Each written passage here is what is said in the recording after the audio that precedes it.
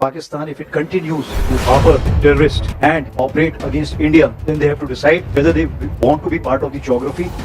পাকিস্তান কি এবার বিশ্ব মানচিত্র থেকে চিরতরে মুছে যাবে? ভারতের সেনাপ্রধানের এই এক হুমকিতেই কি কাঁপছে ইসলামাবাদ? অপারেশন সিন্দুরের প্রথম বার্ষিকীতে ভারতীয় সেনাপ্রধান এক বিস্ফোরক হুঁশিয়ারি দিয়েছেন।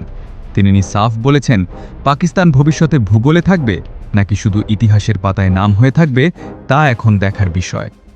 অর্থাৎ পাকিস্তানকে মানচিত্র থেকে মুছে ফেলার সরাসরি ইঙ্গিত। কিন্তু পাকিস্তানও চুপ করে বসে থাকার পাত্র নয়। ভারতের এই চরম যুদ্ধবাজ মানসিকতার জবাবে কড়া প্রতিক্রিয়া দেখিয়েছে ইসলামাবাদ।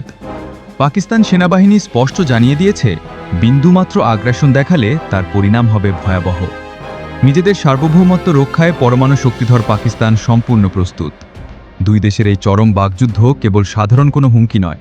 বিশেষজ্ঞদের মতে এই উস্কানিমূলক বক্তব্য দক্ষিণ এশিয়ায় যে কোনো মুহূর্তে একটি বিধ্বংসী পারমাণবিক যুদ্ধের আগুন জ্বালিয়ে দিতে পারে।